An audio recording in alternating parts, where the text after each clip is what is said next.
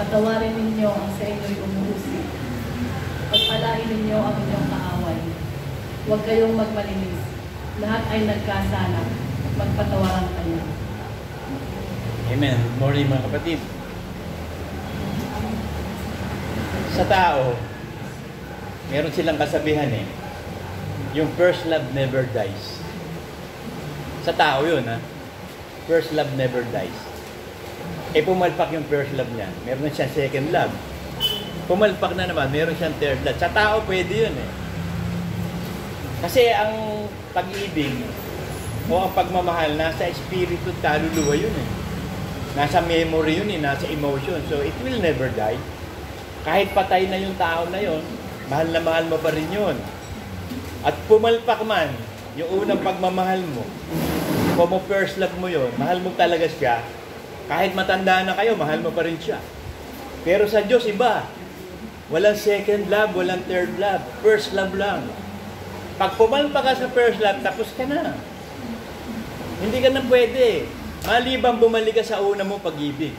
Kasi God is a jealous God. Gusto niya, pag minahal mo siya, forever and ever yun. Hindi ka nababaling sa iba pa. Nung mahalin mo ang Diyos, forever and ever, eternal yung first love Sa tao, pwede eros love yun Pagmamahal, romantic love lang yun Kaya halimbawa, di ba, minsan meron kang crush, mahal mo. Tapos pumalpak, nag-asawa sa iba. Pero mahal mo pa rin yun.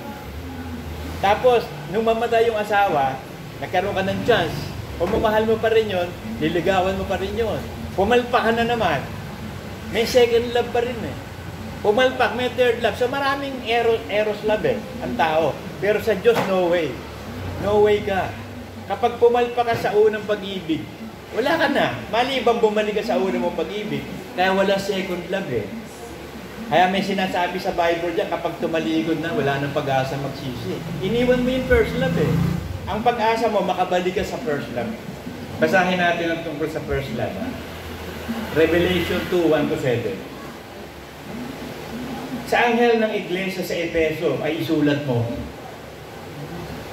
ang mga bagay na ito'y sinasabi ng may hawak ng 7 bituin sa kanyang kanang kamay, na yung lumalakad sa gitna ng 7 kandelerong ginto. Nalalaman ko ang iyong mga gawa at ang iyong pagpapagal at pagtitiis. At hindi mo matiis ang masasamang tao. At sinubok mo ang mga nagpapanggap na apostol at sila hindi gayon. Nasumpungan mo silang pawang mga bulaang. At may pagtitiis ka at nagbata ka dahil sa aking pangalan at hindi ka napagod. Ngunit, mayroon akong laban sa iyo na iyong iniwan ang iyong unang pag-ibig. Ito'y talagang nagtiyaga pa to, sumunod, pero iniwan niya yung unang pag-ibig Hindi na siya hindi na siya sumunod sa Diyos. Humiwalay na siya. Iniwan niya, kaya't alalahanin mo kung saan ka nahulog. At magsisigat gawin mo ang iyong mga unang gawa. Balikan mo yung first love mo. Kung hindi, papariyan ako sa iyo, aalisin ko ang iyong kandelero at kanyang kinalalay at maliban na magsisika. So yun lang ang chance mo.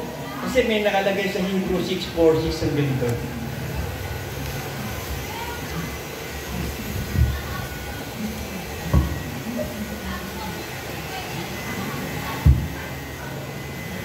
Kaya sabi ng Diyos ang tumalikod, hindi ko kalulugdan Kailangan kapag nang minahal mo na siya, once and for all, forever and ever na yun. So huwag mong papatayin yung apoy ng Espiritu o manlalamig ang pag-ibig mo. Kasi pag lamig na yon at namatay na at nahiwalay ka na, lalong wala ka ng pag-asa. Basahin natin Hebrew 6:4-6. At saka nahiwalay sa Diyos, ay hindi na maaaring baguhin sila muli sa pagsisisi. Yamang kanilang ipinakong muli sa ganang kanilang sarili ang anak ng Diyos at inilagay na muli siya sa hayag na kahihiyan. Sapagkat tungkol sa mga misang naliwanagan at nakalasap ng kaloob ng kalangitan at mga nakapahagi ng Espiritu Santo, ito'y tunay na naging Kristiyano to at nakalasap ng mabuting salita ng Diyos at ng mga kapangyarihan sa panahong darating, at saka nahiwalay sa Diyos, iniwan yung unang pag-ibig, ay hindi na maaaring baguhin silang muli sa pagsisisi. Yan ang kanilang ipinapako muli sa gandang kanilang sarili ang anak ng Diyos at inilagay na muli siya sa hayag na kahihiyan. Kaya mag-ingat na kayo sa ating sarili. Baka manlupay-pay ka na, manghina ka, mahulog ka, ayaw mo na sumunod, ayaw mo na mag-igapo, ayaw mo na mag-worship, namamatay na yung espiritu sa iyo. Unti-unti nang nawawalan ka ng gana sa pananampalataya. Delikado yun. Kailangan ma-revive ka. Humingi ka ng tulong sa Diyos, katulad ng mga apostol. Sabi nila, Panginoon, palakasin mo ang aming pananampalataya. Kasi kailangan magtumibay tayo sa pananampalataya. We have to fight a good fight of faith. Merong sinasabi sa ano yan sa Matthew 11:12 ang ganito eh. Kailangan you have to fight a good fight of faith. Talagang kailangan huwag kang papayag na hindi makamit ang kaligtasan. Huwag kang papayag na hindi ka pagpalain katulad ni Jacob. May sinasabi sa Bible ganito. At mula sa mga araw ni Juan Bautista hanggang ngayon, ang kaharian ng langit ay nagbabata ng karahasan at kinukuha ng sapilitan ng mga taong mararahas. Yung mga taong talagang determinado, hindi papayag na hindi maligtas. Kailangan talagang committed ka talaga. Huwag kang manlalamig, huwag kang manlulog. Lumaban ka. You have to fight a good fight of faith. Labanan ito eh. Pag natin mo si Jacob, lumaban talaga si Jacob. Bago niya binitawan ang anghel eh. Talagang pinilay siya. Kasi hindi siya papayag na hindi siya pagpalain. May karahasan na antimano si Jacob. Bata pa lang ay naagawan, umu-overtake na nga eh. So ganun ang ibig sabihin ng Diyos sa atin eh. Maging matatag ka, matibay ka sa pananampalataya. Lagyan mo ng tapang, maging marahas ka, matapang ka. Huwag kang papayag na matalo ka nun sa tanan. Lagi kang lalaban. Huwag mong iiwan ng person. Kasi hinahanap lagi ng Diyos yung nakaraan na. Sabi sa Ecclesiastes 3:15.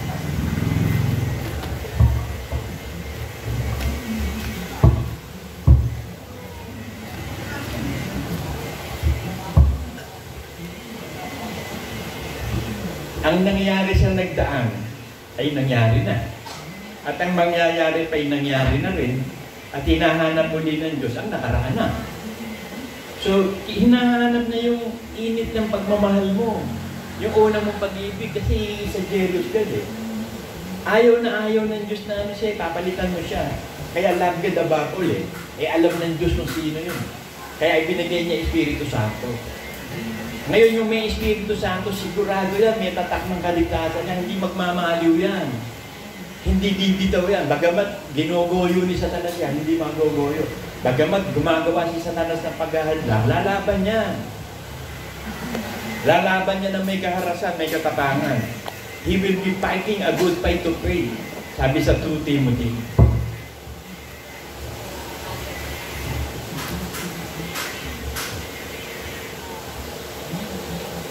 Timothy 4:7. Nakipagbaka ako ng mabuting pakikipagbaka. Pag sinabing pakikipagbaka, natatandaan niyo yung mga nagralagid mga sa Manila, makakibaka. Palaban talaga yun. Matatapang yun, mararahas yun. Pakikibaka talaga. Ito sabi ni Pablo eh. Nakipagbaka ako ng mabuting pakikipagbaka. Kasi matindi labanan eh, lalo ngayon. Merong nakikita sa internet ngayon, sa TikTok, yung astral body projection. Diabolical yun. Walang ganun sa Bible.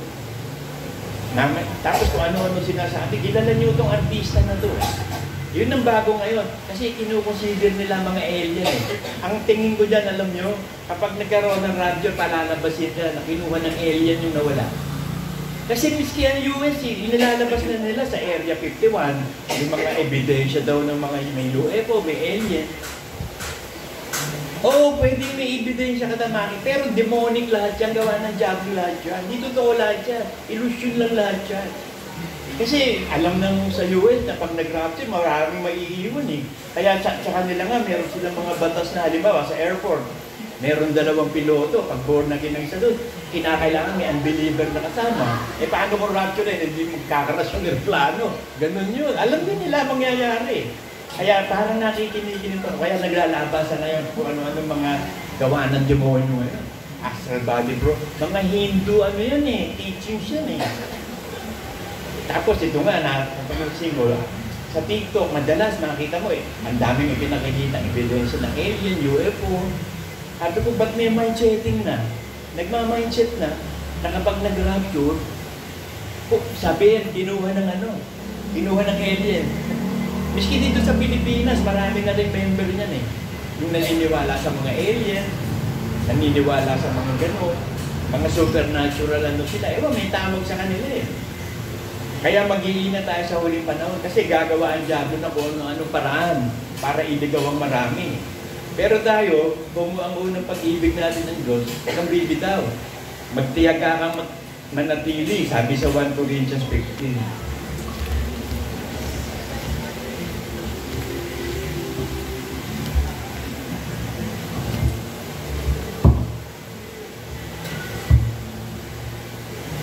Ngayon, pinapatalasan ko sa inyo mga kapatid, ang ebanghelyo na sa inyo yung aking ipinangaral, na inyo namang tinanggap na siya naman yung pinananatilihan. Maging matibay ka, manatili ka talaga sa Word of God. Kahit ano maglabasan dyan, huwag mo paniniwala, Word of God lang ang batayan. Yung kinasihan lang ng Word of God, yung binaspasan lang ni King James, yung mga apokripa, hindi natin babatayan yan. Hindi inspired by God yan eh. Yung mga inspired by God lang, para hindi ka maligaw. Kasi isa lang ang batayan ng karunungan ng Diyos, Bible lang eh. At ipinireserve niya to, sabi nga sa Psalm 12:7.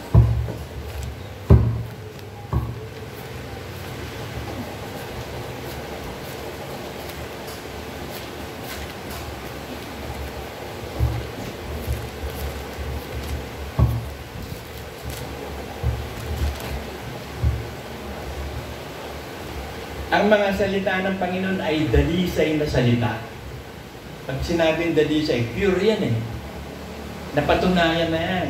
Nagaya ng pilak na sinubok sa horno sa lupa na mga 7 dinalisay. Perfect ang pagkakadalisay sa Word of God.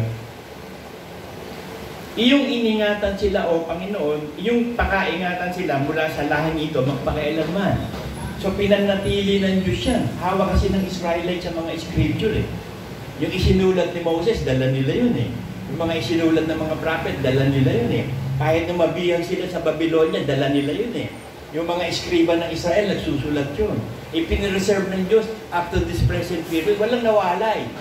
Ngayon, pinagtibayan ng Panginoon kay King James na sinasabi niya sa 2 Timothy 3:16.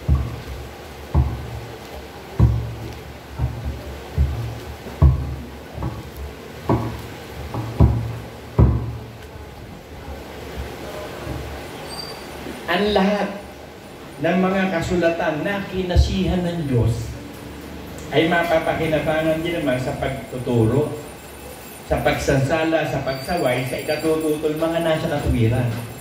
So para ma-establish ng Diyos yan, gumawa siya ng authority sa isang hari. Kasi papasakop ka sa sa kapangyarihan ng hari. Submit to the authority of the land. Kaya meron tayo, ngayon na-approve yata yun. Para nakita ko, nag-text si Manuel sa akin, na-approve yung inano niya. Sa seg, yung Amen, Come Lord Jesus. At least meron na tayo. Pre-approval pa rin yun. Ewan ko, bakit may pre? Parang diabetes eh. May pre-diabetic eh. Tsaka diabetic. Eh pag ganun pre, palagay ko direct. Kasi kahit yung pre-diabetic, diabetic ka pa rin nun eh. Palagay ko approve na yun. Ang importante lang naman, may pangalan tayo. Kaya good news pa rin yun. Magagamit ito sa pagtuturo, sa pagsansala, sa pagsaway, sa ikatututulungan sa katuwiran. So kung gusto mong ituwid ang isang tao, ang gagamitin mo, Bible. Kasi dalisay na aral ng Diyos ito. Kung gusto mo sawayin siya, ang gagamitin mo, salita ng Diyos. Kung gusto mong mabuhay na may kaligtasan, salita ng Diyos ka dadaan. Dire-diretso tayo sa langit kung dadaan ka sa daan. Hindi ka pwede lumigo sa kanan o kaliwa. Kahit harangan ka ng leon, you will fight a good fight of faith. Gagawin mo marahas ang pakikipaglaban. Kasi sabi, ang kaharian ng Diyos, ginagamitan ng dahas eh. Kailangan matapang ka talaga. Katulad ni Jacob. Katulad ng maraming mga man of God na hindi bumitaw sa pananampalataya. Si Daniel, kahit inilagay siya sa dens of lion, talagang natin, hindi siya ginalaw ng leon. Yung mga kaibigan niya, sina Shadrach, si Abednego, si Shemra, kahit papatayin sila, susunugin, talagang nakipaglaban sila. Hindi kami sasamba sa iyo, sa idol mo, hindi. May Diyos kami buhay. Ililigtas kami na Diyos. Si David, Pero mo gaano katamang pakikipagdigma ni David sa pananampalataya sa Diyos. Si Pablo, ilang beses hinagupit yan ng 30. Lagi nagpapasting yan, nagugutom. Nakagat pa nga natuklaw pa nga ng ahas yan, hindi namatay. So napakarami natin dadaan ng kapigatian bago tayo pumasok sa langit. Yun ipagpapatibay lang yun eh. Pinatitibay tayo ng Diyos sa mga pagsubok at saka sa kahirapan.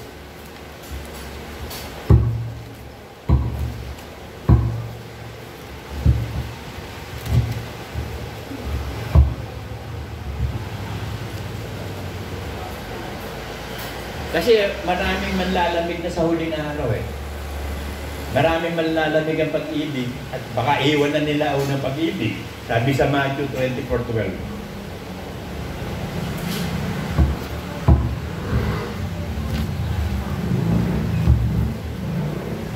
At dahil sa pagsagana ng katampalasan, ang pag-ibig ng marami ay manlalamig. So manlalamig na, umaayaw na. Ngayon, mag-iingat ka, baka mahulog ka sa katiyagaan mo. Kasi kaya ka napunta sa impyerno, ikaw ang may kasalanan. Iniwan mo yung unang mong pag-ibig eh. Sabi sa 2 Peter 3:17. Kaya nga mga minamahal, yamang nalalaman na ninyo ng una ang bagay na ito, magsipag-ingat kayo. Baka kung maligaw kayo sa pamamagitan ng kamalian ng masasama, ay mahulog kasi yun sa inyong sariling katiyagaan. Baka hindi ka na magtiyaga. Kasi yung pagtitiyaga, gumagawa ng pagtitiis yun eh. Ang pagtitiis ay gumagawa ng pagiging perfect at walang kakulangan. Kaya tayo pinadadaan ng Diyos sa matitinding pagsubok, sa mga kahirapan, kapigatian. Para sa iyo yun, para tumibay ka. Yun yung pagdadalisay eh. Padadaanin ka sa dalisay sa hurno na makapitong beses kang ibabautismo. Walang tigil na bautismo sa apoy. Yun ang pagdadalisay eh, bautismo sa apoy. Ipinalabas ang pagkaginto natin. Kasi yung ginto, forever yan eh. Yan yung elements na forever and ever ang ginto eh. Kaya nga gagawin ng ama sa langit, yung flooring doon, ginto. Eternal yung ginto eh. Kaya inihahalimbawa din ng Diyos sa isang ginto eh. Kaya nga ang offering kay Jesus Christ, bata pa, ginto eh. Ganon din tayo, jewelry tayo ng Diyos, ginto tayo ng Diyos. Ngayon, pagbaba ng Panginoong Jesus, i-stand niya yung ginto. Ngayon, siguraduhin mong ginto ah. Kaya aalisin sa'yo lahat ng ano mo, yung mga chemicals na nasa iyo, yung mga mercury sa ginto, yung iba't ibang elements doon, mga chemical na dapat alisin ng apoy. Para lumutang ang pagkalantay na ginto. Yun ang bautismo sa apoy. At magaganap lang yan kung matatag ang pananampalataya mo na ang first love hindi mo iiwanan. Mamamatay at mamamatay kang hindi mo iiwan ang first love. Hindi katulad sa mga sa mundo, kahit pumalpak yung first love, may second love pa eh. May third love pa eh. Pero sa Diyos, hindi na pwede yun eh. Malibang bumalik ka doon at kung saan ka nahulog eh. Hindi na pwede, wala ka ng pag-asa. Pag humiwalay ka sa Diyos, wala ka ng pag-asa. Kita niyo yung mga nagrebelde sa atin. Nagtangkang makabalik, hindi nakabalik pa ba? Yung mga tumalikod na, hindi na talaga nakabalik. Kasi hindi sila naging matibay sa unang pag-ibig. Kaya sabi ng Diyos sa 1 Corinthians 15:58, kaya nga mga kapatid ko, kayo magsitatag, huwag kayong makilos na lagi sumasagana kayo sa gawa ng Panginoon. Yamang nalalaman ninyo na hindi walang kabuluhan ang inyong gawa sa Panginoon. Nasusulat sa aklat ng buhay lahat yan. Susunod sa langit yan eh. Sigurado yan. May ebidensya yung kaligtasan natin. Pero huwag kang makilos. Maging matatag ka, matibay ka. Fight a good fight of faith. Minsan dumarating sa atin yung lulupay-pay tayo, pray ka kaagad. Nanghihina tayo. Si David nga, natakot eh. Pero sabi niya, hindi ako matatakot. Kasi ang aking kanlungan ay ang Diyos. Yung pananampalataya natin sa Diyos, yung nagbibigay sa atin ng kalakasan. Yung complete trust in the Lord. Kasi mapalad, sabi sa Jeremiah 17.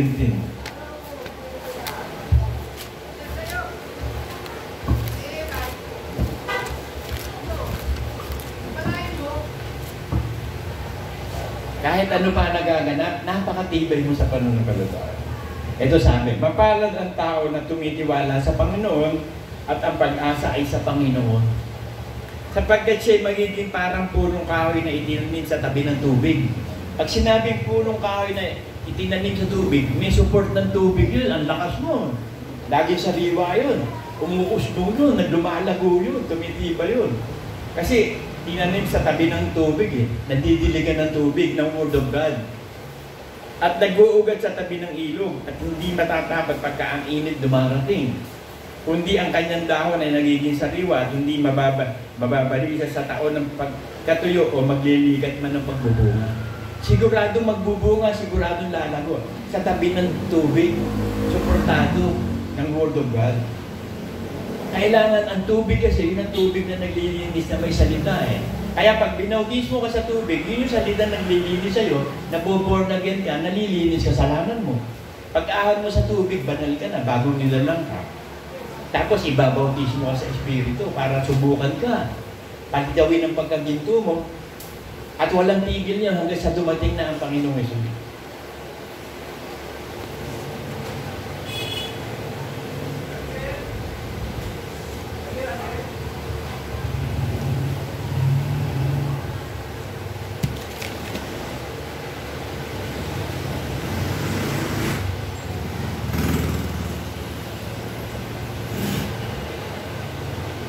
Lalo na yung pagmamahalan ngayon. Yan ang pinaka-importante yung message kanina, magpatawaran kayo. Kasi ang titirahin ni Tani, pamilya, tandaan niyo. Kami, nakalusot na kami dyan. Kasi may nakasulat sa Bible tungkol sa pag-ibig. Kasi charity begins at home. Ang pag-ibig nagsisimula sa loob ng bahay. Kaya ang titirahin ni Satanas, yung loob ng bahay. Hindi naman mananalo si Satanas, mayroong Espiritu Santo sa atin eh. Ito sinasabi sa 1 John 2:9-10.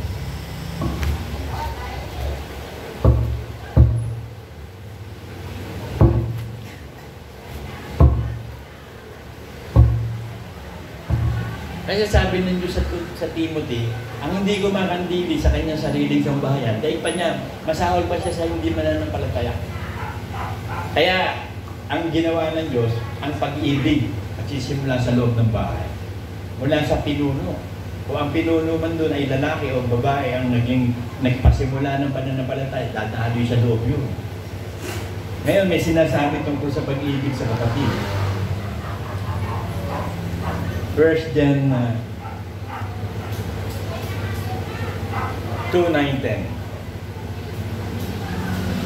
Ang nagsasabing siya'y nasa liwanag, ang napupuot sa kanyang kapatid, ay nasa kadiliman pa hanggang ngayon.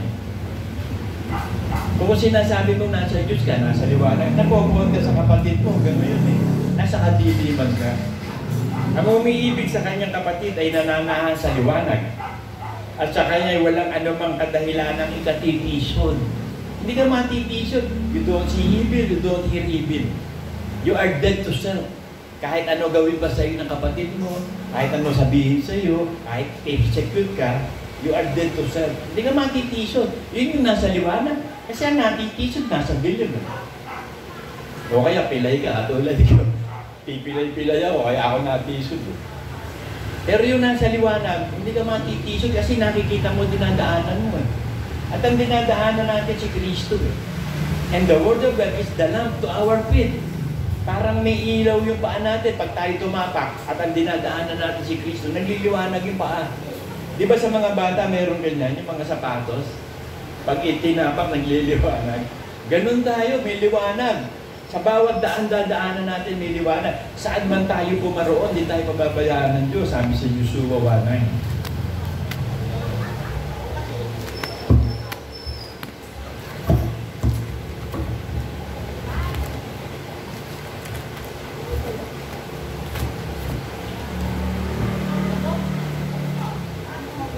Basahin din natin ang 8.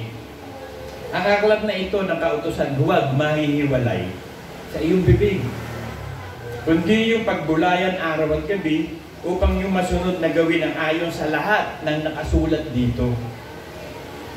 Yun yung first love yun yung pag-ibig sa Diyos. Lahat ng utos ng Diyos gagawin mo. Yun ang tunay na pag-ibig. Sapagkat kung magkagayon, pagiginhawahin mo ang iyong lakad. At kung magkagayon, magtatamo ka ng mabuting kawakasan. Hindi ba kita inutusan? ikaw ay magpakalakas at magpakatapang na mabuti. Maging matapang ka sa pakikipagbakan, maging maras ka. Kasi mararas, matatapang yan. Huwag kang matakot o manlupay-bay man. Sapagkat ang Panginoon mo Diyos sumasayo, saan ka man pumaroon. So, ganoon ang suporta ng Diyos sa atin. Kahit saan ka pumaroon, kasama mo ang Diyos. Sa ilalim ng dagat, kasama ka niya. Sa ibabaw ng dagat, sa ibabaw ng bundok. Kahit saan. Kahit anong bad news, hindi ka magagalaw na kahit anong bad news. Kahit anong marinig mo mga kagaya ngayon, may lumalabas na ewan ko ba ito, si Romualdez na ito. Narinig ko lang sa, sa computer, sa sa internet, delikado daw ang Pilipinas sa China. Ba't hindi pwedeng basta ganun yun, mabubuhay ba na? Hindi ganun, sabi ko. Kung ano, tinatakot pa ang mga Pilipino. Kayo magpapaniwala sa mga bad news, hindi tayo matitigatig sa mga ganyan. Ang importante, let us love one another. Para mapatunayang alagad tayo ng Diyos. John 13:35.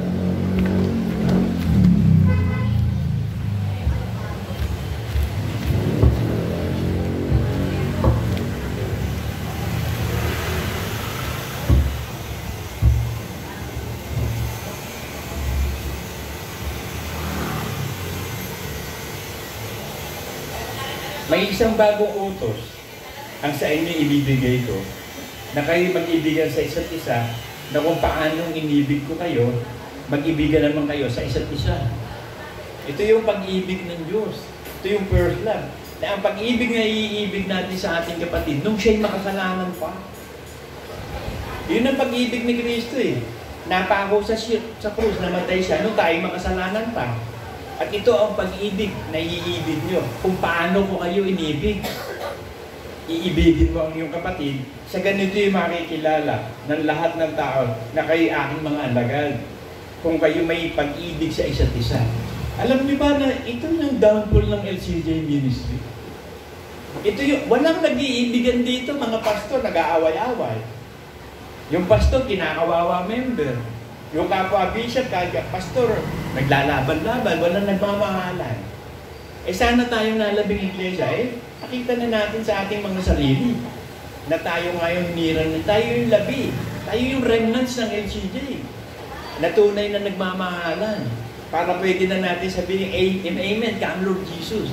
Ito na yung magiging bagong pangalan na, ito na yung pre-approve na ng second. Ito sana magtuloy-tuloy na, magpipirmahan na naman ang mga rito, mga elders ng church. Basta't isa lang ang sinasabi ng Panginoon sa atin, fight, a good fight of faith, mga kapatid. Amen.